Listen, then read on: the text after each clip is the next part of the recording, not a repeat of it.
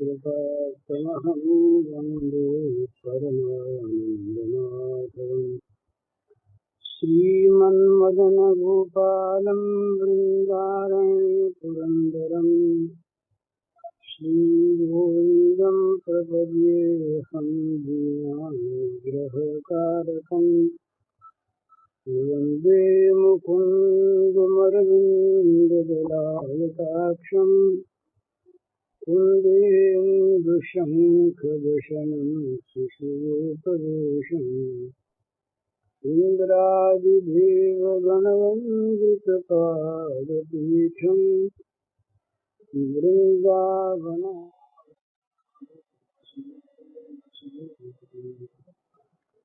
नवकलधरवरणं चम्पकोद्भासिकरणं विकसितनलिनाशियं विस्फुरन्मन्दहास्यम् कनकरुचिदुकूलं चारुगर्भावचूलम् कमपि निखिलसारं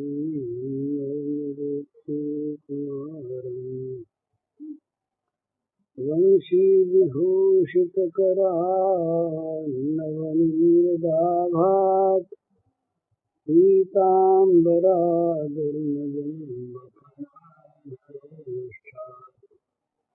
पूर्णेन्दुसुन्दरमुखादरेन्दनेत्रात् कृष्णात् परं किमपि तत्त्वमहं न जाने।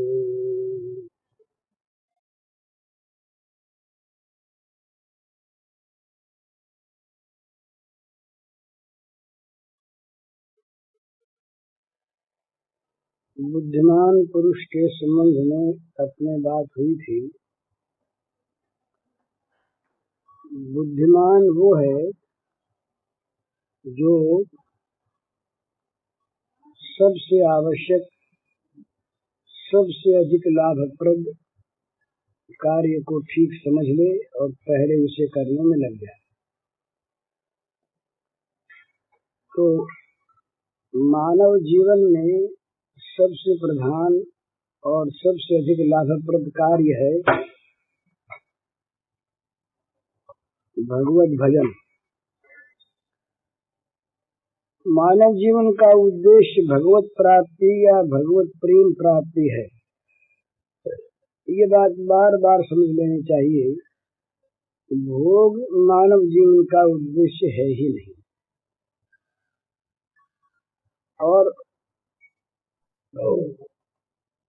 असली उद्देश्य को भूल कर जब मनुष्य केवल भोग प्राप्ति के लिए ही अपने जीवन को लगा देता है तो उस जीवन में अशांति, उस जीवन में दुख, उस जीवन में पाप उम्मीद न रहते ही। होता वही है जो होना है, मिलेगा उतना जितना मिलना है। लेकिन भोग जीवन का उद्देश्य जब बन जाता है तो भगवान उसके हृदय में छिप जाते हैं और फिर वो भगवान के सन्मुख न रहकर निरंतर अपने सामने भोगों को रखता है। भोगों की आसक्ति, भोगों की कामना, भोगों की वासना, भोगों की स्पृहा, भोग न मिलने पर दुख, मिलने पर कम मिले ये दुख, दूसरों के अधिक देखकर दुख, इस प्रकार उसका जीवन नित्य अशांत और दुखी रहता है। मिलते भोग उतने हैं जितने मिलने हैं और जो मिलेंगे वो भी क्षण भंगुर हैं, विनाशी हैं और उन्हें छोड़कर मर जाना पड़ेगा, ये निश्चित है। लेकिन वो भोगों की आस्था, भोगों पर विश्वास, भोगों पर भरोसा, भोगों की आशा, ये मनुष्य को निरंतर पागल बनाए रहती है। पागल वही जो अपना हित आप न समझे, जो अपने अहित का काम कर बैठे और अहित का काम करता हुआ भी हित का माने, वो पागल। इस दृष्टि से जितने भी हम विषयासक्त लोग हैं, ये सभी एक प्रकार से पागल हैं, मूर्ख हैं, मूढ़ हैं। नमाम दुष्कृतिनो मूढ़ाः प्रपद्यन्ते नराधमाः। भगवान ने कहा कि ये नराधम और मूढ़ लोग जो केवल कामोपभोग में लगे हुए हैं, आसुरी भाव के आश्रित हैं, ये मुझको भजते ही नहीं। उनको न भजने की इच्छा होती है, न भजने का अवकाश होता है, और यदि कभी किसी रूप में भजते हैं किसी के कहने से, तो कामोपभोग की पूर्ति के लिए, तो उपाय रूप में, भाई किसी आदमी से मिलना है, कुछ काम करना है, लिखा पढ़ी करनी है, कुछ प्रयत्न करना है, उसी में एक प्रयत्न ये भी है कि वे लोग कहते हैं भगवान की प्रार्थना से काम बनता है, चलो प्रार्थना करके देख लो। भगवान के भजन से काम जल्दी ठीक होगा तो चलो यही करके देख लो। पर यदि वो न हुआ उस भजन से ठीक, तो भजन की निष्ठा नहीं, भजन छोड़ देंगे। उनको तो अपने काम से मतलब है, भजन से नहीं। तो इस प्रकार से भजन में प्रथम तो बुद्धि जाती ही नहीं, और जाती है तो बड़े गौण रूप से जाती है, भजन की मुख्यता जीवन में नहीं आती। भजन की मुख्यता जीवन में आने के लिए तो भजन की महत्ता, भजन की आवश्यकता, भजन की लाभदायकता, ये हमारे विश्वास में पहले आनी चाहिए। कोई भी आदमी जानबूझकर जहर नहीं खाता, आवेश में खा ले वो दूसरी बात है, बुद्धिमानी के साथ नहीं खाता। परंतु हम लोग बुद्धिमानी के साथ अपने को बुद्धिमान मानते हुए और बुद्धि का प्रयोग करते हुए, बुद्धि से काम लेते हुए जहर चाहते हैं, जहर खाते हैं, तो क्या मतलब है? उसमें जहर बुद्धि नहीं। लोगों के कहने से हम जहर कह देते हैं, उसको सुन भी लेते हैं, पर यथार्थ में उसमें हमारी प्रिय बुद्धि है, उसमें हमारी अमृत बुद्धि है, उसमें हमारी सुख बुद्धि है। पूरे लोग कहते हैं कोई बात नहीं है तो ये सुख की चीज ही नहीं। हमारा मन निरंतर ये समझाता रहता है, कहता रहता है कि भाई लोग कुछ भी कहें और तुम भी कुछ भी कह दिया करो कहने के लिए। कहने सुनने की बात जो हो वो दूसरी है और करने की दूसरी। तो कहने का काम पड़े तो कह दिया करो ये सब कुछ नहीं है, विषय कुछ नहीं, इनमें दुख ही दुख है, परंतु है इनमें सुख। इस प्रकार की हमारी एक धारणा बद्ध मूल हो गई, और उसी धारणा को लेकर निरंतर हम उन्हीं के पीछे लगे रहते हैं। तो परिणाम क्या होता है कि कामना बुद्धि को विचलित कर देती है, स्थिर नहीं होने देती, और बुद्धि को विकृत कर देती है। ठीक बुद्धि निर्णय नहीं कर पाती, और बुद्धि को अंधेरे से ढक देती है, तो उससे उल्टा दिखता है। बुद्धि का मंद हो जाना, बुद्धि का भ्रमित हो जाना, बुद्धि का अंधकाराच्छन्न हो जाना, ये मनुष्य के पतन के चिन्ह हैं। बुद्धि है प्रधान मनुष्य में। तो भगवान ने कहा कि तमोगुणी लोगों की बुद्धि कैसी होती है? तो कहा धर्मम धर्ममितिया मन्यते तमसावृता सर्वार्थान विपरीतांश्च बुद्धि सा पार्थ तामसी। जो बुद्धि अधर्म को धर्म बतलाती है, अधर्मम धर्ममितिया, अधर्म को धर्म समझती है, तो तम से तमोगुण से ढकी हुई है ना, तमसाच्छन्न है, तमसावृत है। तो इसलिए अधर्मम धर्मितिया मन्यते तमसारसा सर्वार्थान विपरीतान। सभी चीजों में उल्टा देखती है।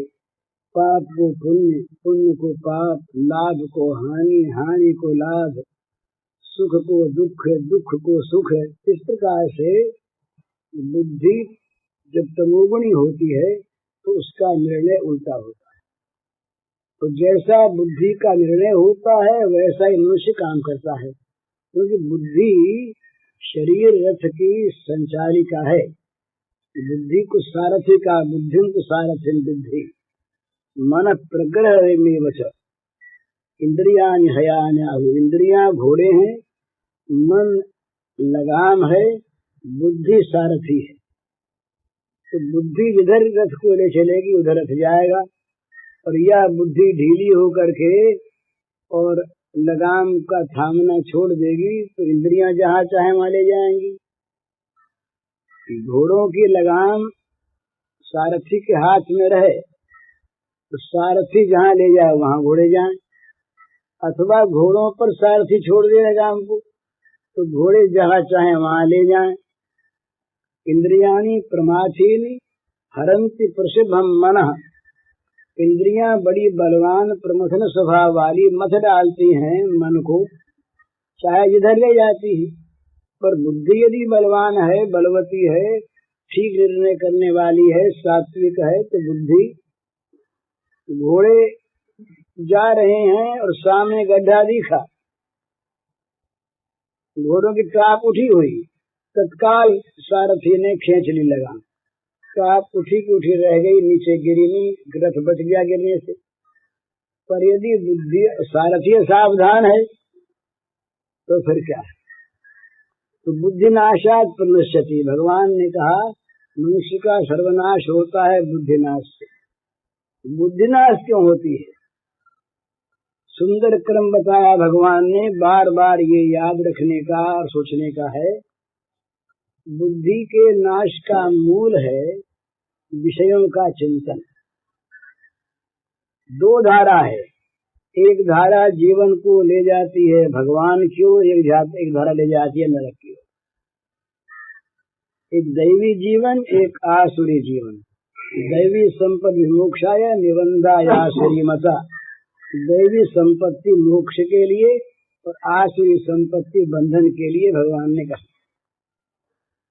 तो विषय चिंतन ये मूल है बुद्धि के नाश का। तो विषयी पुरुषों का संग करने से, विषयों की महत्ता जानने से भोगों का महत्व मन में जम जाता है। तब क्या होता है? उन भोगों की स्मृति होती है बार बार। ध्यायते विषयान् पुंसः। विषयों की बार बार चिंतना होती है, स्मृति होती है, स्फुरना होती है, अक्रम चलता है। ध्यायतो विषयान् पुंसः संगस्तेषु उपजायते। जिन जिन विषयों का मनुष्य के मन में बार बार चिंतन होता है, चिंतन हुए विषयों में उसके मन की आसक्ति होती जाती है, मन फंसता चला जाता है। ध्यायतो विषयान् पुंसः संगस्तेषु उपजायते। जिन विषयों का बार बार मनुष्य चिंतन करता है मन से, उन विषयों में संग हो जाता है, आसक्ति हो जाती है, मन फंस जाता है। अब उनका और स्मरण गाढ़ा होता है, और स्मरण बाध्य करके मनुष्य को करना पड़ता है। मन मानता नहीं उनका स्मरण की बिना। आसक्ति की वस्तु का स्मरण होता है। हम लोग कहते हैं ना भगवान का स्मरण क्यों नहीं होता? भगवान के स्मरण में तीन कारण है होने में, एक से एक अच्छा। भय हो तो स्मरण हो, आसक्ति हो तो स्मरण हो, प्रीति हो तो स्मरण हो। कंस को स्मरण होता था रात दिन, आया कृष्ण मार देगा। अभी रात को सोते हुए चौंक उठता, दौड़ता बाहर, कहीं आ तो नहीं गया। ये भय का स्मरण नीचे दर्जे का है। दूसरा स्मरण आसक्ति का, भाई प्यास लगी है, जल चाहिए ही। अब जल से प्रेम की बात नहीं है, जल का भय नहीं है, पर जल उस समय जीवन की आवश्यकता है। तो जल की स्मृति के लिए कहना नहीं पड़ता कि तुम जल का जप किया करो, जल की माला फेरा करो। उससे कह दे कि तुम जल को भूल जाओगे, भूल कहे जाए प्यास जो लगी है, भूल तो जाए पर प्यास जो लगी है भूलने देती नहीं। तो या तो भय से स्मरण होता है और या आवश्यकता जागने पर स्मरण अपने आप होता, भूलता नहीं। ये मध्यम दर्जे का। और तीसरा स्मरण जो होता है वो आसक्ति से, प्रीति से, भक्ति से, रति से, प्रेम से, कुछ भी नाम उसका रखें, वो जीवन का जीवन बन जाता है। तो स्मरणमय जीवन होता है, उसके बिना रहा नहीं जाता। तो जिस विषय की आसक्ति होती है उसका बार बार स्मरण स्वतः होता है और उसको प्राप्त करने की इच्छा फिर जाग उठती है। ये तीसरा स्टेज है। ध्यायतो विषयान् पुंसः संगस्तेषु उपजायते संगात् संजायते कामः। सर्वनाश का क्रम है भला ये। विषयों का चिंतन हुआ, चिंतन हुए विषयों में आसक्ति हुई और जिन विषयों में आसक्ति हुई उनको प्राप्त करने की कामना जागी, ये मिले। अब जब कामना जाग उठती है और जब कामना प्रबल होती है तो वो सारी चेष्टाओं को मनुष्य उसी में लगा देता है, स्वाभाविक। जब तक उसी के लिए, मिलना जुलना उसी के लिए, लिखना पढ़ना उसी के लिए, प्रयत्न उसी के लिए, किसी प्रकार उस कामना की पूर्ति हो। जो कामना से आतुर होते हैं ना लोग, उनके लिए कहा वो एक शब्द तो वहाँ काम ही आया, पर कामना मात्र नहीं चीज है। उनको न भय होता है न लज्जा होती है,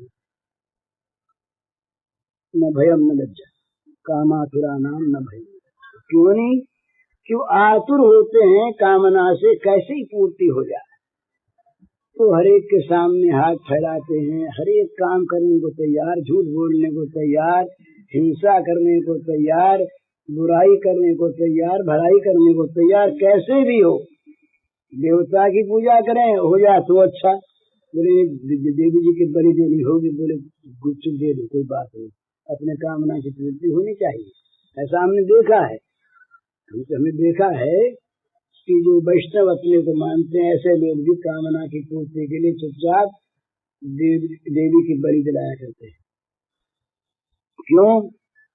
वो कामना है ना, कामिष्ट तीर्थ ज्ञान, कामना ज्ञान का अपहरण करती है। तो कामना की पूर्ति चाहे जैसे हो, होनी ही चाहिए। ये मनुष्य कामोपभोग परमायत विष्टा। फिर कहा कि जो काम में प्रसक्ता काम भोगेशु पतंति नरकेशु, जो कामोपभोग में आसक्त हैं वे अन्याय किए बिना रह नहीं सकते, उनकी बुद्धि हरी जाती है। तो कामना हुई तीसरी चीज। अब यदि कामना में कहीं बाधा आ गई तो तत्काल मन क्षुब्ध हो गया। ये जो जो इस मार्ग में मनुष्य आगे बढ़ता है त्यों तो बुद्धि लुप्त हुई चली जाती है, त्यों तो उसके विचार अविचार पूर्ण होते रहते। विषय चिंतन हुआ, उस समय बुद्धि पर पर्दा था, आसक्ति हुई, ज्यादा पर्दा हो गया, कामना में और भी गाढ़ा हो गया।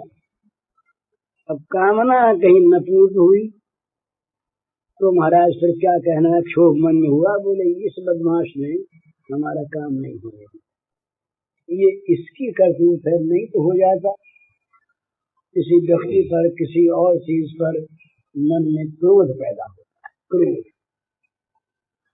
क्रोध जब आता है ना तो क्रोध मनुष्य को बना देता है पागल। क्रोध में मनुष्य अपना भला बुरा ध्यान नहीं रखता, क्रोध के आवेश में हत्या कर लेता है, हत्या कर देता है, पीछे कहता है क्या करें, उस समय गुस्से में बुद्धि मारी गई थी। क्रोधावेश जो है ये बड़ा बुरा होता है, क्रोध का आवेश। तो जब क्रोध आ गया तो क्या होगा? क्रोधात भवति सम्मोह। और यदि कहीं कामना पूर्ण हो गई तो लोभ जागेगा। तो बोले ये तो गंगा बह रही थी ना, तुमने थोड़ा ही किया, और करो। अब तो क्या है? तो लोभ और क्रोध ये दोनों ही उत्पन्न करने वाले हैं मूर्खता को, मोह को। तो क्रोधात या लोभात भवति सम्मोह। सम्मोह माने पूरी मूर्खता। विषयों का चिंतन हुआ, चिंतन से आसक्ति हुई, आसक्ति से कामना हुई, कामना की पूर्ति में लोभ और अपूर्ति में क्रोध हुआ, उससे पूरी बेवकूफी छा गई, सम्मोह हो गया। और सम्मोहात स्मृति विभ्रम, सारी स्मृति नष्ट हो गई। क्या करना चाहिए, क्या न करना चाहिए, किसका क्या परिणाम होगा, कौन क्या कहेगा, नरक होगा कि स्वर्ग होगा, परिणाम बड़ा भला होगा कि बुरा होगा, बस ये जो स्मृति शक्ति है नष्ट हो गई।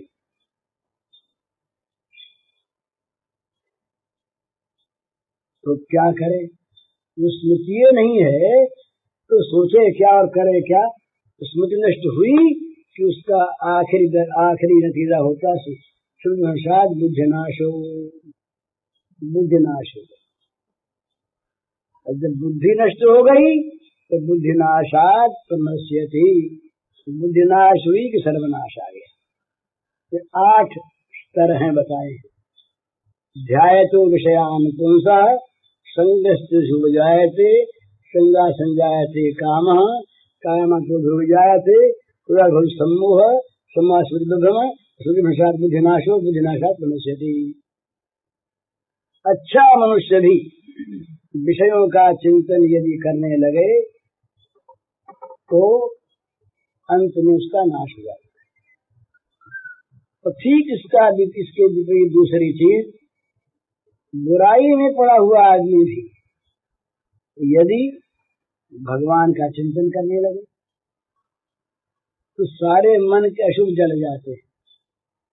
तो साधु निवसमंतव्य, भगवान ने कहा कि जहाँ मेरा आश्रय करके अनन्य महापापी भी उसको पुकार उठता है, वहाँ साधु निवसमंतव्य, उसे साधु मान लेना चाहिए। यहाँ है बुद्धिनाशात् प्रणश्यति, ठीक इन श्लोकों में न प्रणश्यति। यहाँ ये पापी नहीं था और वहाँ कहते हैं महापापी। और पीछे सुदुराचार भजते माम अनन्य भाग साधुरेव सम्मन्तव्य पुण्यविदुषितो हि स क्षिप्रम भोज धर्मात्मा सस्वच्छान्तिं निगच्छति कौन्ते प्रतिजानी ही न मे भक्त्या प्रणश्यति। वहाँ बुद्धिनाशात् प्रणश्यति। तो महापापी भी यदि अच्छे संग में आकर के उसके मन में जमजार होगी तो है, पर कोई अच्छे वैद्य पर विश्वास हो जाए तो उसको समर्पण कर दे अपने को। रोग तो है पर वो कहता हम वो नाशन कर दें उसकी दवा से। हम तो सर्व पापे धूप मोक्ष। भगवान सदवैद्य, भगवान ने कहा कि भाई तुम्हारे रोग आए, पाप आए और मैं आया, तुम्हारे पापों के नाश करने का जिम्मा मेरा रहा, तुम एक मेरी शरण में आ जाओ। यहाँ जो एक ही बात, भजते माम अनन्य भाग, भाई भगवान के सिवा शरण देने वाला कोई नहीं मुझसे लिखे पापी। इस प्रकार मन में अनन्य धारणा करके शरणत्व का भाग दूसरे को न दे करके जो पुकारता है भगवान को पापी विश्वास पूर्वक, भगवान कहते हैं वो साधु हो गए। भगवान के हृदय में आने पर हृदय के कलुष हो जाते हैं। हृदय की कालिमा मिट के साधु हुआ।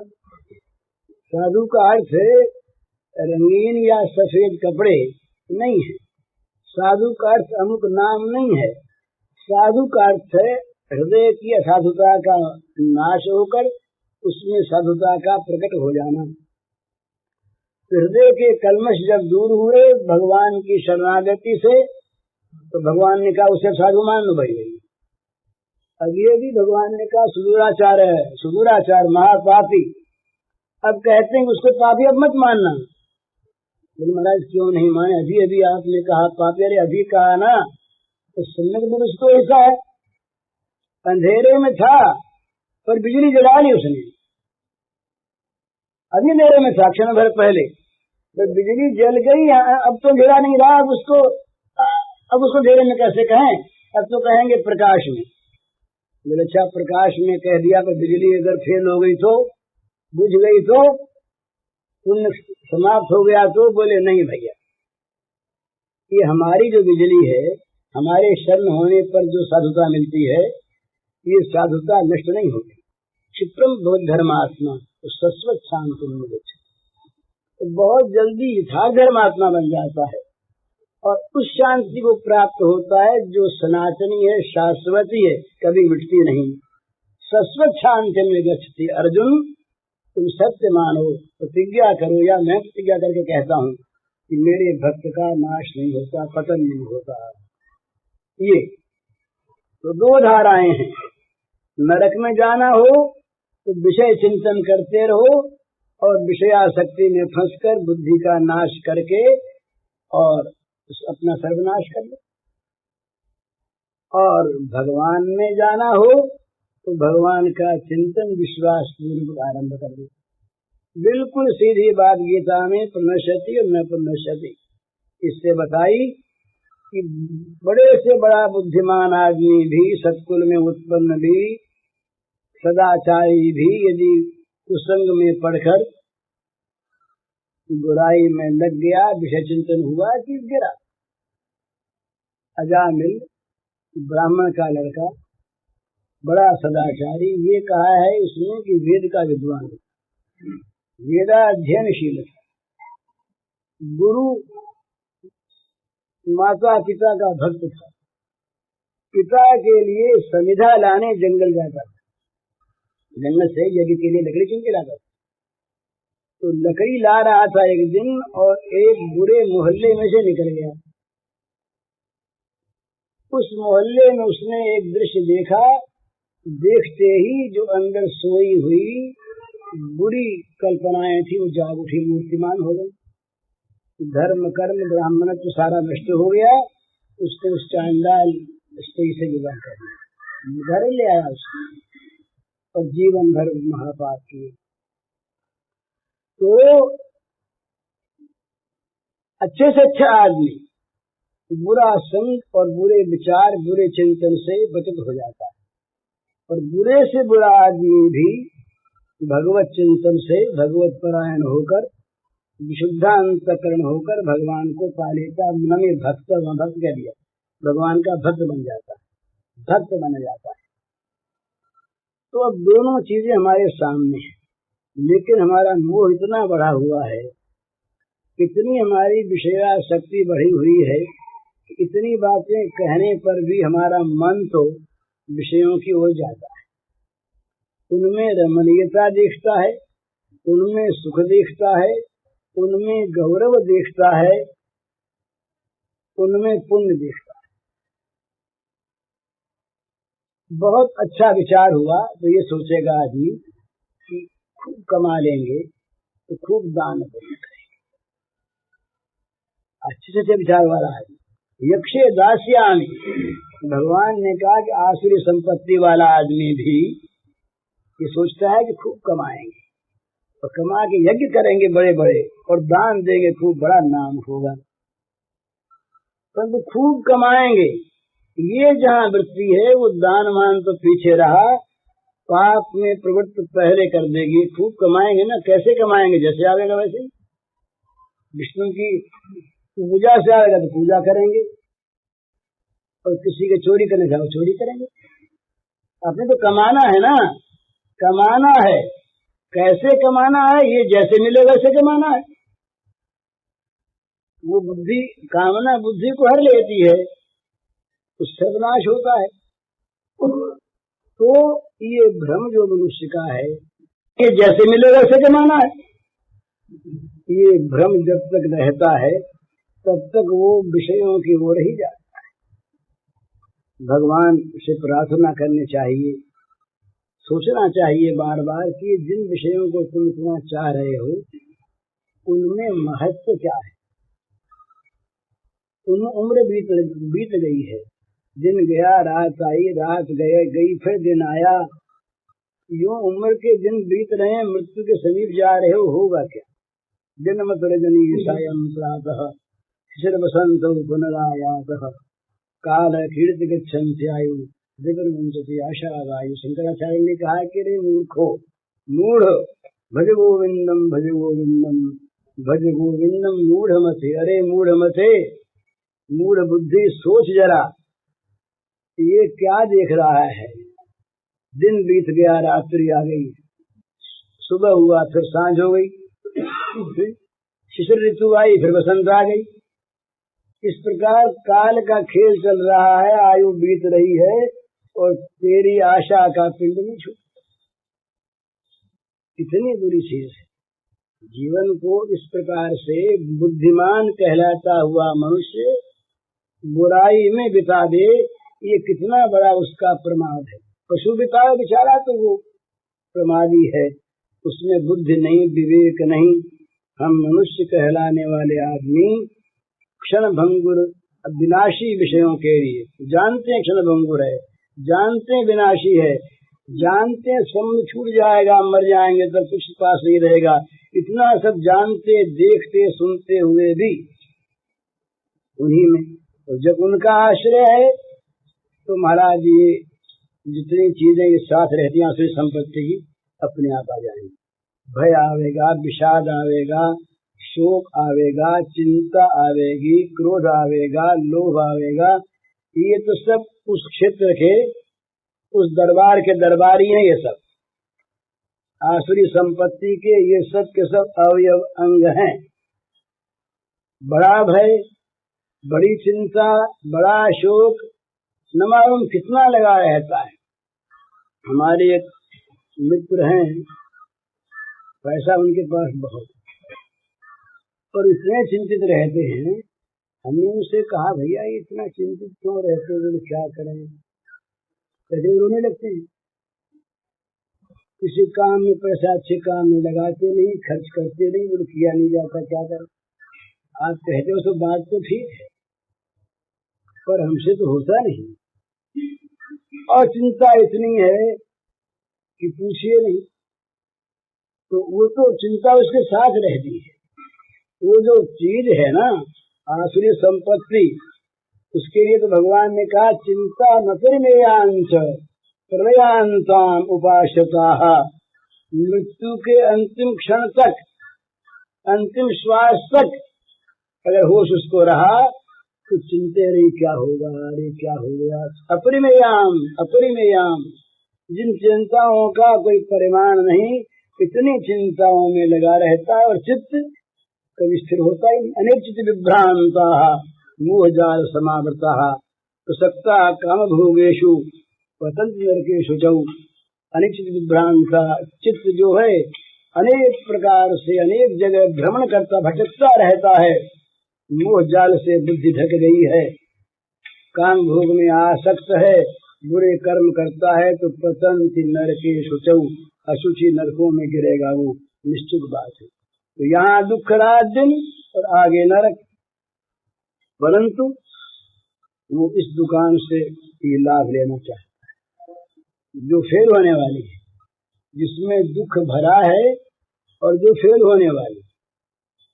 नाम उसका चाहे सुख भंडार कर दे, नाम उसका सुख भंडार कर दे, सुखालय रख दें, कुछ कर दे। भगवान ने कहा रे दुखालय में शाश्वतम, तुम जिसको सुख का भंडार समझते हो ये दुखालयम और अशाश्वतम है। ये दुख का घर है और जो है वो सदा तुम्हारे रहेगा नहीं, अशाश्वत है और दुख का घर है। इसको सुखरूप मान, सुख चाहते हो तो भजस्व मान। अनित्यम सुखम लोकम इमं प्राप्य भजस्व माम। ये अनित्य और सुख रहित लोक है, इसको पाकर यदि सुख चाहते हो तो मुझको भजो, भगवान ने कहा। तो सुख शांति यदि मिलेगी कभी किसी को, तो किसी न किसी प्रकार से भगवान के साथ संपर्क होने पर मिलेगी। नहीं, आज तक किसी को भोगों से न शांति मिली है, न मिल सकती है, न मिलेगी, क्योंकि है ही नहीं। स शांति मापनोति न काम कामी, काम कामी भोग कामी मनुष्य कभी शांति पा नहीं सकता, क्योंकि उसमें है नहीं। वो तो अशांति को लेकर के ही भोग बनते हैं। जो वस्तु विकारी होती है, नष्ट होती है, तो शांत नहीं होती। शांत में एक रसता होती है। जो विकारी है, जो परिवर्तनशील है, वो कभी शांत नहीं होती। और अशांत से कुतः सुखम। और भाई अशांति चाहिए कहीं, तो अशांति का दूसरा एक और घर है। नाचने वाले श्री कृष्ण को देखो, उस अशांति में अपने को डाल दो और उसके साथ नाचने लगो, ये सारी अशांति मिल जाएगी। या तो नाचना बंद करो, संसार में नाचोगे तब तक अशांति रहेगी, और न बंद कर सकते हो तो भगवान के साथ नाचो, तो सारी शांति वहाँ चरणों में खेलेगी। वो तो वहाँ की जो अशांति है, वो अशांति दिव्य अशांति, तो यहाँ की सारी अशांति को खा जाएगी, ये रहेगा ही। ये जगत जब तक साथ लिए हुए है तब तक साधन को नहीं नाच सकता। ये और ध्यान रखने की बात है। भोग को साथ लिए भगवान के साथ कोई नाच नहीं सकता, तो नाचता भोग में नाम भगवान का करता है। निश्चित बात है, जहाँ काम तहाँ राम नहीं, जहाँ राम नहीं काम, तुलसी कबहू न रह सके, रवि रजनी एकठान। जैसे सूर्य और रात्रि एक साथ नहीं रह सकते, इसी प्रकार इस रूप का जगत और भगवान एक साथ नहीं रह सकते। ये जगत जो भगवान का स्थान लिए बैठा है, जो आसक्ति और मोह से हमें खींच रहा है, जिसके भोगों की कामना से हम सदा संतुष्ट हैं, ये जब तक रहेगा तब तक हम भगवान का नहीं नाच सकते। उसको नष्ट कर देना पड़ेगा। ये नष्ट हो गया, बस वो आ गया। इसको उसको दोनों को साथ रखना चाहेंगे तो ये तो मिलेगा ही नहीं, कभी किसी को पूरा मिलता ही नहीं, अनित्य है और वो छिपे रहेंगे। काम और राम दोनों साथ ही है।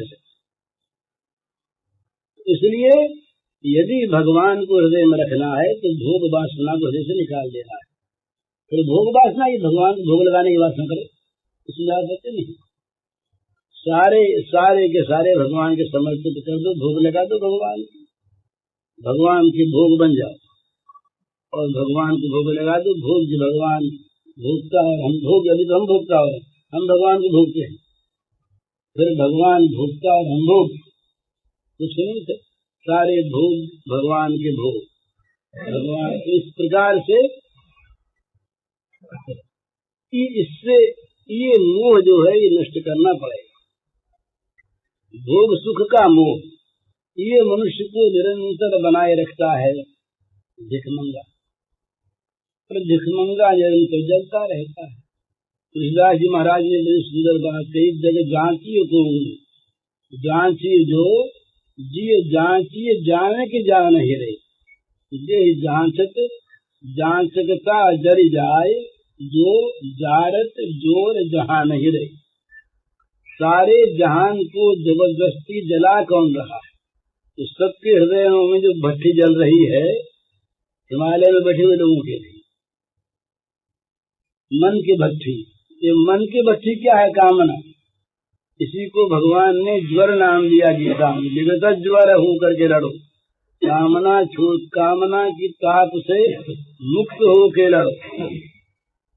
तो ये जलाने वाली है कामना जांचकता, और ये जगत को जांचने से कभी बुद्धि नहीं बढ़ती है। बुझे न काम अग्नि तुलसी कहूँ, विषय भोग बहु भीते। जैसे अग्नि में घी ईंधन डालते जाओ, अग्नि बढ़ेगी बुझेगी नहीं।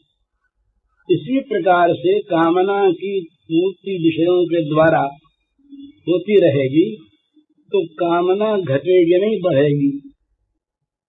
तो तुलसीदास जी कहते हैं कि भैया ये सब तुम्हारी दुराशा है, जो कामना की विषयों से पूर्ति करके सुख चाहते हो, ये दुराशा है। अब प्रभु पद अनुराग जाग जड़ त्याग दुराशा जीते, बुझे न काम अग्नि तुलसी कहूँ विषय भोग बहु हुईते। अब प्रभु के चरणों में अनुराग करो, जागो, इस दुराशा को छोड़ दो। तो ये जांचकता जो है ना, कामना, ये जितनी बढ़ती है, जितनी इसकी पूर्ति होती उतनी बढ़ती है, तो जितनी बढ़ती है उतनी आंच बढ़ती है। ये समझने की बात है। छोटे चूल्हे की आग और भट्टी की आग, तो घर में आग लग जाए सारे में वो आग, और जंगल की आग, जितनी बड़ी आग होगी उतनी दो चीजें उसमें बड़ी होंगी। बड़ी आग में ईंधन अधिक आवश्यक है, और बड़ी आग की गर्मी दूर दूर तक फैलेगी, है कि नहीं? ये बात बिल्कुल शुद्ध बात। चूल्हे की जरा सी आग जो है कितनी दूर तक गर्मी फैलाएगी, और उसमें कितना ईंधन चाहिए। एक आध लकड़ी से रात से बहुत जगह ही नहीं है, करके जंगल में आग लग जाए तो सारे जंगल को खा करके तो आगे बढ़ जाएगी, और चाहिए और चाहिए। और जरा से चूल्हे की आग कितनी दूर तक गर्मी पहुंचाएगी। तो भट्टी के पास दूर दूर तक बहुत गर्मी लगती है, अलग अलग। और जंगल की आग से तो बहुत दूर दूर रहना पड़ता। तो जितनी जितनी विषयों की पूर्ति से कामना की आग अधिक बढ़ेगी, उतनी उतनी अधिक विषयों की इच्छा उत्पन्न होगी, और उतना उतना दुख अधिक बढ़ेगा। ये नियम है। ये ऊपर से जिनके पास विषय भोग ज्यादा हैं वो नहीं है, उनको भ्रम से दिखते हैं कि इनके पास शीतलता है, शांति है, सुख है, परंतु वस्तुतः ये चीज नहीं है। जैसे अधिक बढ़ी हुई आग अधिक संतापदायिनी और अधिक मांग करने वाली होती है, इसी प्रकार अधिक बढ़ी हुई विषयासक्ति और विषयों की सामग्री ये अधिक जलाने वाली और अधिक अधिक कामना वाली होती है। ये नियम है, ये नियम है। वो कभी कभी उसमें जो शांति सुख दिखाई देता है, वो जो सुख है वो तो ठीक उस श्रेणी का है जैसे शराब के नशे में चूर कोई आदमी नर्दमे में गिर जाए गंदे में, और वो हंस के कहे मैं बड़ा सुखी हूँ। सुख नहीं है वो तो उसका मोह जनित उद्गार है, वो तो उसके मोह की एक घोषणा है, वो तो उसके पागलपन का प्रलाप है। जो कहता है मैं विषयों से सुखी हूँ, वो सुखी नहीं है, वो उस समय नशा पी करके बक रहा है, मैंने ये कमा लिया, मैं ये करूँ, इधर मध्यमया लब्ध इमम। ये जो उद्गार हैं असुरों के, ये उद्गार सुख के उद्गार नहीं है। आवेश में आकर के, नशे में आकर के, मद में आकर के, मद होता है ना एक संसार के विषयों का, जो मद बुद्धि को नष्ट कर देता है। कनक कनक पे सोगनी मादकता अधिकाय, वो खाए बहुरात है ये पाए बहुरात, कनक धतूरा कनक सोना। तो इसलिए ये जांचकता जितनी बढ़ेगी उतना दुख होगा, संताप होगा, जलन होगी। तो तुलसीदास जी कहते हैं अरे तुमको असली उसका बताते, किसी से जांचो मत, तो जांचना ही हो तो राम को जांचो। जग जांचिए जान की जान ही रे, जान की जान से जाचो नहीं, जान की जान को जाचो। और चीज न मांग करके जानकी नाथ भगवान को ही मांगो, भगवान की कामना करो, तो क्या होगा? यही जांचकता जरी जाए, जो जारत जोर जहां नहीं रे। जय का अनुप्रास बड़ा सुंदर है। जग जांचिए कौन, जांचिए जो जिए, जांचिए जानक जान ही रे। तो यही जांचकता जरी जाए, जो जारत जोर जहां नहीं रे।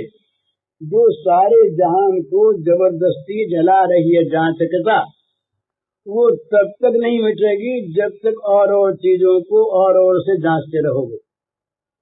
तो अगर इस जांचकता को जलाना हो, जो सारे जगत को जबरदस्ती जला रही है, इस जांचकता को जलाना हो तो क्या करें? जांचिए जान की जान ही रे, जान के नाच भगवान को जांचो, तो क्या होगा? देह जांचक जांचकता जल जाए। उनको जांचने से जांचकता जल जाएगी। जांचकता जली कि जलन जली। हमारी जो जलन है ना, ये तभी तक है जब तक जांचकता है। जब तक ये काम ज्वर है, कामना की बुखार चढ़ी हुई है, तभी तक संताप है। और ये कब तक है? जब तक हम भोगों के गुलाम हैं, तब तक कामना मिटेगी। तो करना क्या है? भगवान के गुलाम हो जाओ, भगवान के हो जाओ भोगों के बदले में। ब्रह्मा जी ने भगवान से प्रार्थना करते हुए कहा, तावत रागादयस्तेनः तावत कारागृहं गृहं तावन मोहंग्रि निगड़ो यावत कृष्ण न तेजनः। हे श्री कृष्ण, जब तक मनुष्य तुम्हारे नहीं हो जाते, भोगों के दास बने रहते हैं, तब तक राग द्वेष रूपी चोर पीछे लगे ही रहेंगे। घर जेल खाना रहेगा ही, बंधन रूप रहेगा ही, और मोह की बेड़ी पैर में पड़ी रहेगी ही। तुम्हारे जब हो गए तो मोह की बेड़ी टूट जाएगी, जेल खाना छूट जाएगा, और चोर तुमको छोड़ के भाग जाएंगे। तुम्हारे लिए जलन जल जाएगी। जो सारे जगत को जलाती है, वो सारे जगत को जलाने वाली जलन खुद जल जाएगी, खुद नहीं रहेगी। तो इस प्रकार सोच करके मनुष्य को चाहिए कि वो भगवत भजन को जीवन का आवश्यक काम माने। ये जीवन की परम आवश्यकता। और कोई काम न हुआ तो कुछ नहीं बिगड़ा। अरे मरने पर सब नहीं होंगे ना, हुए हुए सब समाप्त हो जाएंगे। तो कोई काम अगर प्रारब्धवश न बना तो चिंता की बात नहीं। चिंता इस बात की है कि कहीं भगवान की विस्मृति न हो जाए, कहीं भगवान को भूल न जाए, कहीं हमारा जीवन भगवान से जुड़ा हुआ कहीं टूट न जाए, कहीं भगवान के विपरीत विषयों में जुड़ न जाए। चिंता की चीज ये है। विषयों की प्राप्ति हुई तो बड़ा अच्छा भगवान के भोग लगाएंगे, नहीं हुआ तो हमारे भगवान हमारे प्रेम से ही सुखी रहेंगे, भोग की आवश्यकता नहीं। और ये भोग तो भगवान को लगता नहीं। भगवान के भोग लगता है पवित्र।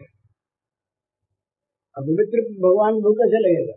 पाप का भोग भगवान को नहीं लगता। चाहे भोग में हो बहुत सामान्य पदार्थ ही, राजभोग न हो पर हो पवित्र। सुदामा के तंदुल भगवान ने खा लिए, पर वो दुर्योधन से साफ कहा कि तुम्हारा जो ये अन्न है दूषित है, तुमने पांडवों का हक मार रखा है, तुम्हारे अन्न से बुद्धि दूषित हो। ये उसको भगवान ने भोग नहीं लगाया, और विदुर के घर जाकर के मांग के खा लिया भगवान ने। वो 56 भोग नहीं थे वहां पर, यहाँ तो बड़ी तैयारी थी, बड़ी तैयारी थी, पर तैयारी का सारा सामान धड़ा रह गया। दुर्योधन का चाहे अपमान हो गया, भगवान ने खाया नहीं। तो भगवान को भोग लगाने के लिए राजभोग हो तो बड़ा अच्छा, जो राज जिसके पास हो, पर वो अगर अन्यायोपार्जित है, वो अगर पाप का है, तो भगवान कहेंगे भैया दुर्योधन वाला अन्न है, ये हम नहीं लेते। हमको तो विदुर का साग चाहिए, हमें तो सबरी के बेर चाहिए, हमें तो सुदामा के तंदूर चाहिए, मजे में खाएंगे। पत्रम पुष्पम फलम तोयम यो मे भक्त्या प्रयच्छति तदहम भक्तिपुहतम अश्नामि प्रयतात्मन अश्नामि। भगवान ने कहा कि वहां मुझे भूख लग जाती, कहीं भूख लगती नहीं मुझे। तो महाराज जब लौट आए वहां से, लंका से लौट करके आए, राजबाग जल्दी हो गई, तब मित्रों के यहाँ, घर वालों के यहाँ दावतें शुरू की कि बहुत दिनों के बाद राम आएंगे, आज जिमोला, आज महाराज जी बड़ा सुंदर। तो पहले तो घर ही में कौशल्या मैया, सुमित्रा मैया, कैकेयी मैया और सारी मैया, राम हमारे यहाँ जी, हमारे यहाँ जी में रोज राम। तो माताओं का स्नेह उमड़ा हुआ घर में, जहाँ तहाँ आज इस माता कल उस माता के भोजन। तो कौशल्या माता जिमा रही थी, कौशल्या माता हृदय का अमृत भरा, और राज घर कोई कमी नहीं, चीजें बढ़िया से बढ़िया, सब में स्नेह सना हुआ। भगवान भोजन करने लगे, बड़े मजे। माँ देख देख के बड़ी प्रसन्न, मेरे भैया अच्छा है ना, चीज सब अच्छी बनी है बेटा, बोले हाँ बड़ी अच्छी बनी भैया, बोले सब स्वाद है ना, यहाँ बहुत स्वाद, बहुत स्वाद है, बहुत स्वाद। तो और कोई चीज बोले, भाई एक चीज जरा, बोले वो क्या? अब सब चाहे भी माँ के सामने बोले भी क्या, बोले भैया क्या, बोले बता बता। तो बोले वैसा स्वाद तो आया ही नहीं। अरे कैसा स्वाद नहीं आया, क्या खा के आए हो, लंका में भोजन हुआ? बोले नहीं भैया, गर्ग गृह प्रिय सदन सासुरे, भई जहाँ जहाँ पहुनाई, तहाँ तहाँ कही सवरी के फलन की रुचि माधुरी न पाई। कह दिया वहां पर, राम बड़े संकोची, पर राम से मुंह से भी निकल गया कि मैया स्वाद तो बहुत है, तो जो स्वाद उस भिलनी के फलों में आया था वो स्वाद नहीं। अब बताए राजा में था, महाराज भोग तो नहीं था। इसी प्रकार घर गुरु गृह, अरुंधति जी ने बुलाया एक दिन, हैं मित्रों ने बुलाया, तो जनक राजा के यहाँ मेजबानी हुई, बोले जवाई जी को बुलाओ। दामाद वहां गए, बड़ी तैयारी, क्या ठिकाना है सुनैना जी के प्रेम का, क्या बात बड़ी। वहां भी कह दिया कि बड़ा अच्छा बना, पर वो स्वाद तो घर गुरु गृह प्रिय सदन सासुरे, भाई जहाँ जहाँ पहुनाई, पहुनाई हुई, आदर सत्कार, तहाँ तहाँ कहीं सवरी के फलन की रुचि माधुरी न पाए। तो भगवान को स्वाद आता है वस्तु से नहीं, प्रेम से। भगवान को भूख लगती है कहाँ? जहाँ प्रेम का अन्न होता नहीं, तो भगवान नित्य तृप्त है। भगवान को तो कहीं आशा आकांक्षा कामना है नहीं, नित्य नित्य तृप्त है, अकाम है, निष्काम है, पूर्ण काम है, आपका काम है, उनमें कामना कहाँ? पर जहाँ प्रेम से सनी कोई चीज देख लेते हैं तो भगवान मन बनाते हैं, और फिर मन में कामना, मन बना तो कामना बनी। ये श्रीमद् भागवत के रास पंचाध्यायी के पहले श्लोक में कहा, भगवान पितारात्रि शरदोत्फुल्ल मल्लिकः दीक्षरन्तु मनश्चक्रे योग माया निपाश्रितः। भगवान ने भी, ये श्लोक बड़े महत्व का है, भगवान ने भी उन रात्रियों में, लंबी रात हो गई ना, ब्रह्म रात्रि हो गई, भगवान यहाँ, इसलिए यहाँ बहुवचन है, भगवान ने भी उन रात्रियों में शरदोत्फुल्ल मल्लिका, जहाँ मल्लिकाएं उत्फुल्ल हो रही थी, फूल रही थी, जूही चमेली, शरदोत्फुल्ल मल्लिका, वहाँ उन्होंने गोपिकाओं के प्रेम का रसास्वादन करने के लिए मन का निर्माण किया, मन बनाया अपना, वहां पर मन का निर्माण किया, और मन का निर्माण करके योग माया को आज्ञा दे कि तुम सारा साज बनाओ, अब यहाँ हमारा खेल होगा। स्टेज बनाने वाली योग माया, योग माया से यहाँ पर आवृत नहीं हुए। भगवान के दो रूप, एक योग माया समावृत है और एक योग माया अनावृत है। एक भगवान को योग माया ढके रहती है, और एक भगवान योग माया को उतार करके उससे कहते तुम काम करो। तो जहाँ हम लोगों जैसे अब प्रेमी लोग हैं, वहाँ तो न हम प्रकाश सर्वस्य योग माया समावृत, वहाँ तो योग माया समावृत है, और यहाँ योग माया उपाश्रित, योग माया को कह दिया तुम जाओ काम, योग माया को उतार दिया, पर्दा उतार दिया। बेपर्द भगवान, वो पर्दे वाले भगवान, पर्दे वाले बेपर्द भगवान, दो भगवान होते हैं, भगवान तो एक ही है, एक में निरावरण भगवान है। जहाँ ये सिद्धांत है महाराज, मल और विक्षेप नाश भी हो गया, पर यदि आवरण है तो भगवान ही दिखे। दर्पण में से मल जो है मैला लगा था, उसको धो दिया, साफ कर दिया, बड़ा मुश्किल। सबसे अधिक मुश्किल चीज जो है ये दर्पण का उस पर लगा हुआ टिकटा उतारना है। मल, ये मल तुलसी पिछले पाप सुन हर चर्चा न सुहार, ये जो मल रहता हमारे अंदर भगवान की बात सुन, तो मल का नाश भजन से होता है। मल नाश हो गया, पर विक्षेप हिल रहा था दर्पण, उसको भी ठीक ठोक सा ठीक कर दिया, परंतु पर्दा पड़ा हुआ है। जब तक पर्दा है, आवरण है, तब तक विक्षेप नाश होने पर भी, मल नाश होने पर भी स्वरूप दिखेगा नहीं। इसलिए आवरण भंग की बड़ी आवश्यकता है। तो भगवान को देखना हो तो अपने मन को निरावरण कर, तो भगवान निरावरण हो जाएंगे। अपना पर्दा हटाओ पहले, तो भगवान तो पर्दा है, वो पर्दा हटने भगवान को नहीं होता। भगवान को कोई पर्दा ढक नहीं सकता, भगवान को माया ढक नहीं सकती। ये तो हमारे में आंखों पर पर्दा पड़ा हुआ है। हम जब निरावरण हो गए, पर्दा हटा दिया, तो भगवान का तो पर्दा था ही नहीं। हमारे पर्दे से भगवान पर्दे वाले मालूम होते। भगवान तो सब जगह सत्य है, नित्य है, निरंजन है। कौन सा स्थान है जहाँ भगवान नहीं? कौन सा स्थान है जहाँ भगवान नहीं? कौन ऐसा समय जहाँ भगवान नहीं? कौन ऐसा व्यक्ति जिसके लिए भगवान नहीं? और जहाँ जहाँ आँख पर पर्दा है, जहाँ जहाँ ज्ञान से आंखें ढकी हुई हैं, तमसावृत बुद्धि है, वहाँ वहाँ भगवान दिखते नहीं। योग माया समावृत है। ये तीन माया होती है। माया के अनेक भेद हैं, अनेक भेद हैं, उसमें तीन भेद प्रधान माने हैं। एक विश्व प्रसविनी, एक विश्व मोहिनी, और एक निर्जन मोहिनी। तो आगे है कि वो स्वमन मोहिनी भी एक माया है, जो भगवान को विमुक्त कर देती है। तो ये जो योग माया है, इसी का नाम आत्म माया है। आत्म माया, मम माया नहीं, मेरी नहीं, मैं रूप माया। तो भगवान जो प्रकट होते हैं, ये मम माया से नहीं होते, वो तो त्रिगुणमयी है। दैवेशा गुणमयी मम माया जो रचया, भगवान की माया, भगवान माया रूप भगवान नहीं, जो भगवान की माया है वो त्रिगुणमयी है, उससे जगत मोहित है। और जिससे प्रकट होते हैं, अजोपसन नबे आत्मा भूता नाम ईश्वर संभवान आत्माया। आत्माया दूसरी और मम माया दूसरी।